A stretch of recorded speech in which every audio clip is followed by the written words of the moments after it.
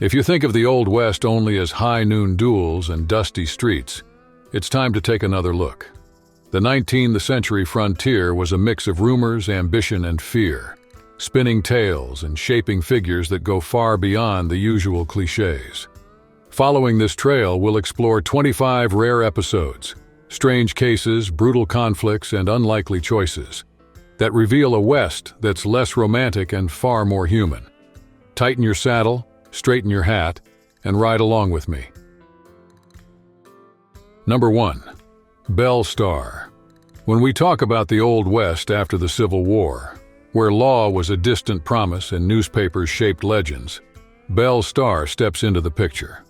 Born into a comfortable family, she grew up in circles where names like Jesse James were dinner table talk, and she learned early on that a reputation could open doors, or safes. Choosing the outlaw path, she traded fancy saloons for dusty trails. The jingle of silver spurs announced her arrival. She sometimes dressed as a man, not for show, but to broker deals for guns, horses, and silence. Smart and cold-blooded, she planned robberies and escape routes that kept sheriffs wide awake at night. Her end came like so many on the frontier, a shotgun blast to the back and questions left unanswered. Was it revenge from rivals? A family feud?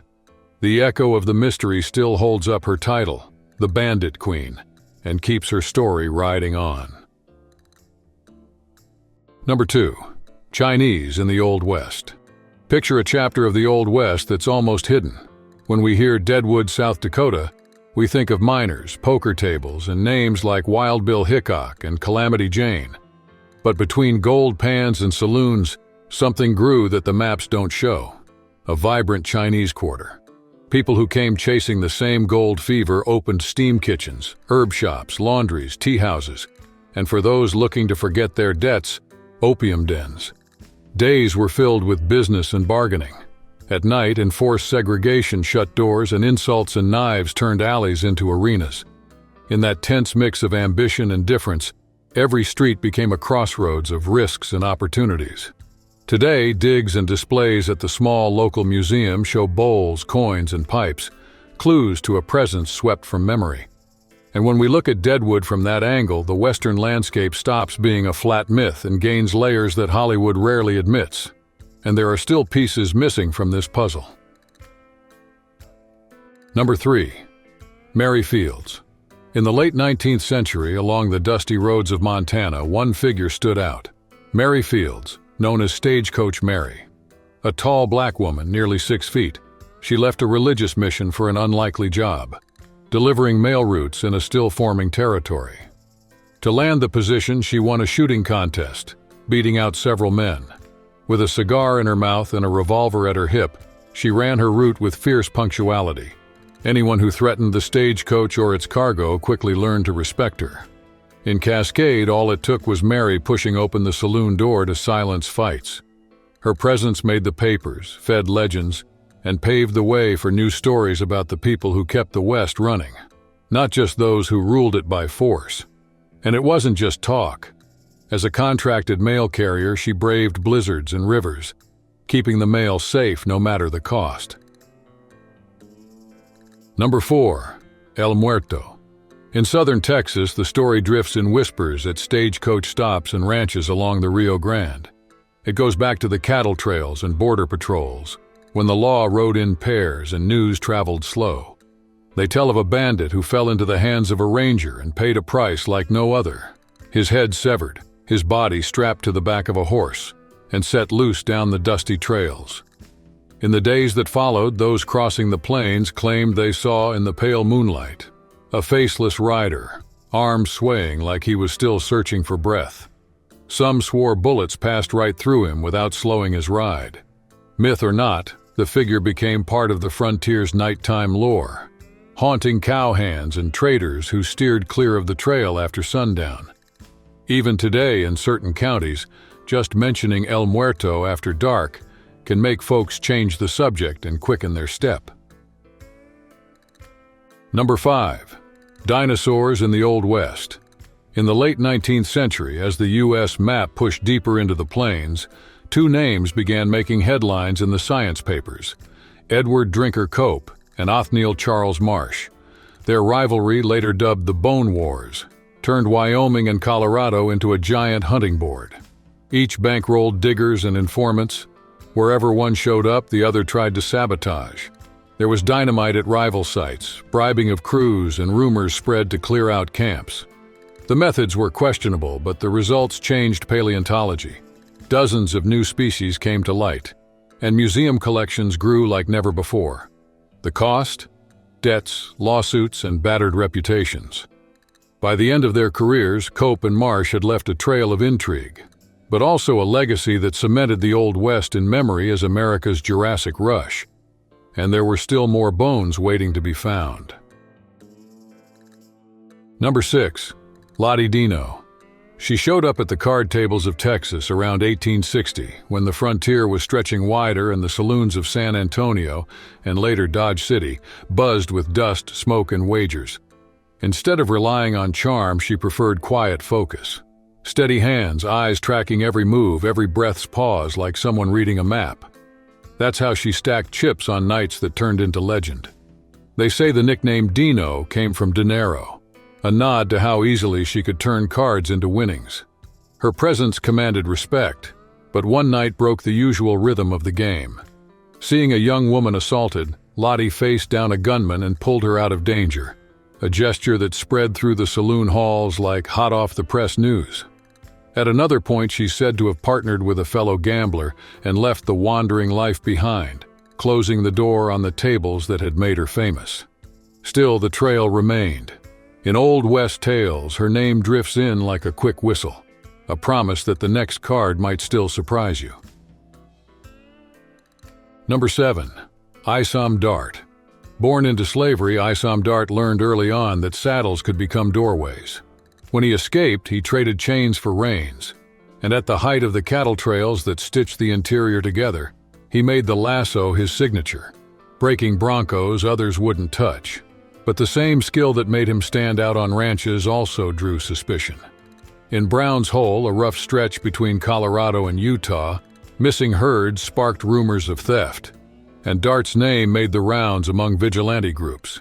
Respected in the corral, hunted on the plains, he walked a fine line between fame and accusation, until Tom Horn, a hired gun, set up the ambush that ended his ride.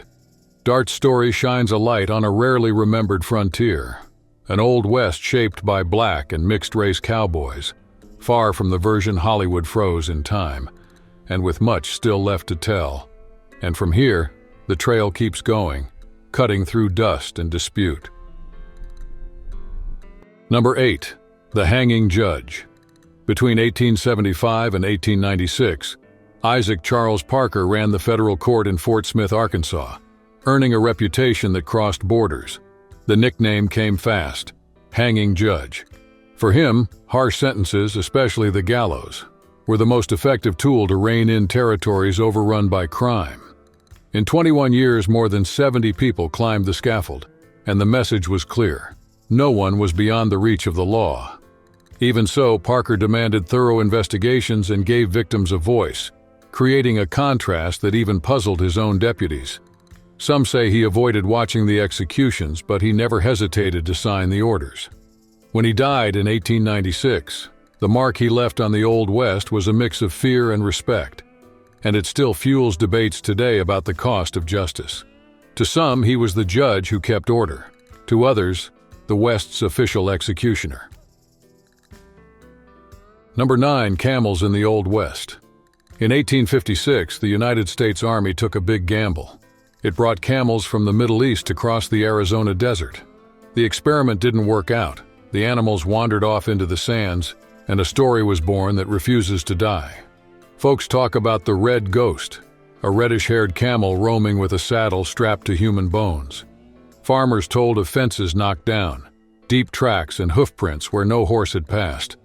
Some swore they saw the creature in the distance, shaking its head and letting out a dry, guttural bellow. Each sighting sparked another, and the tale grew, spreading across roads and saloons. Today, between sips and half-hidden smiles, the story still makes the rounds in Arizona, a reminder that the Old West wasn't just horses and buffalo. It also had lost camels that scared the daylights out of anyone who crossed their path. Number 10. The Regulators. In the heat of the Lincoln County War in New Mexico, the Regulators became a name that struck fear. Riding in the same posse were Billy the Kid, Jose Chavez Y. Chavez, and Josiah Doc Scurlock, a former Texas schoolteacher who traded the chalkboard for a holster. Known as the most level-headed of the group, Doc didn't hesitate when John Tunstall was killed. He dove into quick strikes, shootouts, and ambushes that shifted the course of the conflict. In letters, he admitted feeling troubled by the violence, but said he felt trapped by the local injustices. When the war ended, he tried to live quietly. Still, the shadow of having ridden alongside Billy the Kid clung to his name. Scurlock's story shows an Old West where education didn't shield anyone. Loyalty and survival pushed men toward the trigger, and the story's not over yet. Number 11. Butch Cassidy and the Sundance Kid. Both became synonymous with daring in the Old West. Leading the Wild Bunch, they crossed state lines, robbing banks and trains, always one step ahead of the law.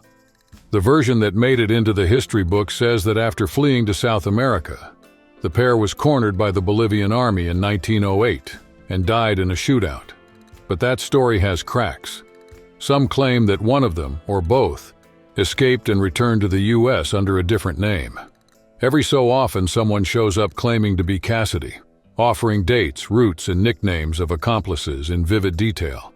Historians remain divided, and digs at supposed graves haven't provided answers. That's where the legend gets its second wind. What if the West's most notorious outlaws lived out their years in silence, hidden away on remote farms, tending to daily chores while the past came knocking? Number 12. Gold mines. At the height of the gold and silver rushes, entire towns would spring up from the desert in just a few weeks, drawing crowds with the promise of fortune. When the vein ran dry or the company vanished, everything changed in a heartbeat. Empty streets, crooked signs, lifeless windows. Bodie, California is the perfect picture of that fate. Saloons, hotels, and a church stand frozen in time. Walk through and you'll notice the creak of the floorboards, tables thick with dust, photos no one ever claimed. There are stories of doors slamming without wind, footsteps you can't see, and whispers slicing through the night. With every door you open, the feeling grows that something was left unfinished, waiting for someone brave enough to listen. And that raises the question, what stories are still trapped in those walls, ready to come back with the next step? Number 13. Dime novels. When cheap printing presses sped up life in post-Civil War America, one man saw the chance to sell adventure like hotcakes. Edward Zane Carroll Judson, who signed his work as Ned Buntline. He turned the new reading public in eastern cities into an audience for nickel-a-copy tales, the dime novels. When he met real-life figures like Buffalo Bill, Wyatt Earp, and many others, Buntline saw raw material for legends. Showdowns at sunset, outlaws vanishing in clouds of dust, quick-draw patriots. Everything fit the frame. His success was so big he even took his plots to the stage, paving the way for the spectacle Buffalo Bill would later seal with his Wild West show. With plenty of creative license, Buntline helped cement the image of the cowboy, hat pulled low, revolver at the hip, as a national symbol that would cross borders. Number 14. Calamity Jane Martha Jane Cannery was born in the whirlwind of the American frontier, when military forts, wagon trains, and mining towns were spreading across the map. She worked as an Army scout, drove stagecoaches, and during cholera outbreaks, served as an impromptu nurse. Alongside, and sometimes in the shadow of, Wild Bill Hickok, she saw her fame spread through saloons and newspapers. She drank, wore baggy pants, and strayed from the script expected of women in her time. Yet she would stop to help the wounded and guide lost travelers. Much of what she told came from memories and dime novels, a mix of real feats and tall tales. Number 15. The Pinkertons. In the mid-19th century, when the United States was still stitching together its borders, Allan Pinkerton founded, in 1850, the agency that would carry his name. They hunted down figures who would become legends. Jesse James, the Wild Bunch. But their reach went far beyond wanted posters. They guarded convoys, engaged in industrial espionage, and were called in to crush strikes. Under the motto, "We never sleep," and the symbol of the all-seeing eye, where the nickname Private Eye comes from, the Pinkertons tried out new methods. Networks of informants, disguises, infiltrations. In each town, the reaction was different. To some, they were the ones bringing order to lawless territories. To others, the private muscle that violently broke unions. Out of that tension came the agency's lasting reputation, one that endured for decades even as official police forces took shape. Number 16. John Henry Tunstall. A young Englishman who crossed the Atlantic in search of his own place. He set up a ranch and store in New Mexico territory, where a few men controlled far too much. By challenging the local cartel of Lawrence Murphy and James Dolan, he shook up the game of contracts, credit, and armed protection. His death, in an attack in 1878, wasn't an isolated case. It exposed the web of alliances between merchants, politicians, and lawmen. Outraged, his men, including Billy the Kid and Doc Scurlock, organized as the Regulators and took the fight to the streets and the fields. What we now call the Lincoln County War set the region ablaze with ambushes and shifting loyalties, showing how the law served those who held the power. Tunstall fell at just 24 years old. The story, however, kept echoing through films, books, and Old West lore. Number 17. Curdled Cow. In the dry, harsh frontier, when ice was a luxury and wells often failed, cowboys turned to a curious fix. They'd let cow or goat milk ferment slowly until it became a tangy liquid, close to curds, what they called curdled cow. It wasn't about taste, it was about shelf life and calories. On long rides, the canteen was strapped to the saddle, and every trot shook it up like a little traveling lab, speeding the process. It was this or nothing. The story of the West was built on these improvised solutions, born out of scarcity and the daily risk of survival. In places without reliable drinking water, fermentation acted as a shield against disease. A bit of hard-earned know-how passed from saddle to saddle. Number 18. Zebras and giraffes. In the wake of the West's wagon trains, camels were already remembered as a real experiment. From there, wilder rumors began to spread. Some claimed people had tried bringing zebras and even giraffes for traveling circuses that crossed borders, or to see if they could handle saddlebags and dust. There's no solid record of giraffes actually landing there, but just the image, a long neck cutting across the dry sky of Arizona or New Mexico, was enough to stir up saloon talk. Back then, traveling shows were windows to the world, and beasts from afar drew crowds like a magnet. Between roadside bragging and muddled reports of a giant horse on the horizon, what you see is the Old West's craving for novelty. More than proven facts, these were stories that traveled the trails, feeding the imagination of those living on the edge of the map, and making room for even stranger tales to come. Number 19. Swamper in Tombstone. Born from the silver boom and famous for the gunfight at the OK Corral, one story refuses to fade. At the height of the silver rush, when saloons barely closed and the town drew miners and gunmen, rumors were worth as much as paperwork. They tell of an employee at the Grand Hotel known as Swamper, who supposedly spent night after night digging a secret tunnel to the vault. During the quiet shift, he'd take handfuls of gold and coins, just enough not to raise suspicion. Decades later, explorers found abandoned tunnels under the town, and the rumor grew stronger. No one knows if Swamper was ever caught, or if he vanished with enough fortune to disappear off the map. Number 20. George Big Nose Parrot. When George Big Nose Parrot was hanged and part of his skin was turned into boots and a briefcase, the territory didn't react with the shock we'd expect today. In the second half of the 19th century, universities, anatomy labs, and collectors competed for the remains of famous criminals. Skulls fetched a price, and whole limbs were even better. The material stocked public lectures, makeshift museum displays, and traveling fairs, where science and spectacle shared the same stage. This trade clashed with Christian beliefs and ideas of decency, but it thrived thanks to the shortage of bodies for research and the public's hunger for dark stories. Between stagecoaches and shootouts, the West also built a market for human souvenirs, and we still haven't seen it all. Number 21.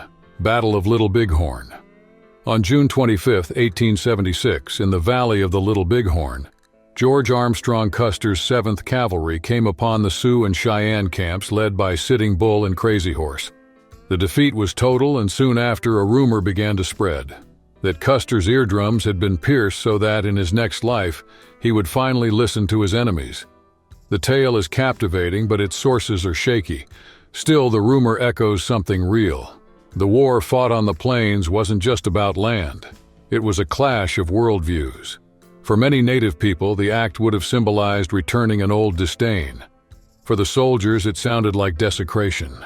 Between versions and silences, the image of revenge around Custer took root, and leaves the question hanging. What does resentment still drive when the shooting stops? And if the war ended there, its echoes carried far beyond the hills. Number 22. Seth Bulock. In 1876, when Deadwood was boiling over with the gold rush in the Black Hills, the dust of the wagon trains brought Seth Bulock from the trails of Montana. He didn't arrive as a hero. He came to see if the law could breathe in that maze of card tables and saloon doors. Within months, he took the badge and with a steady hand, started stitching rules into a place that had only known wagers. His reputation crossed borders and reached Theodore Roosevelt, who saw in him an ally for hard times. They said Bullock's gray eyes could freeze an outlaw's trigger finger.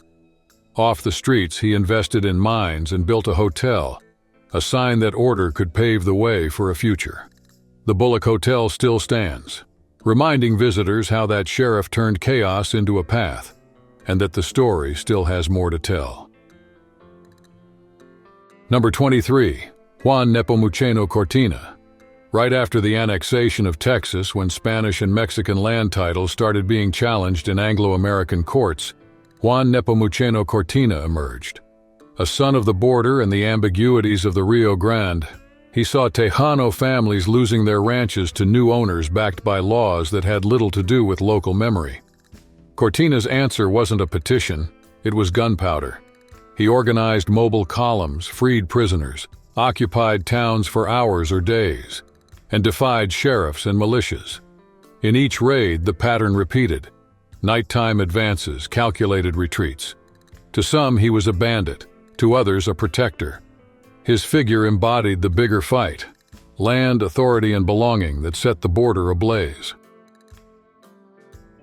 Number 24. Meteor Crater. In the heart of Arizona, Meteor Crater found its way onto frontier routes as a mystery that blended faith and rumor. Before any scientific explanation, 19th century cowboys and pioneers collected metal fragments and noticed strange rocks, swearing the ground bore the scar of a blow from above.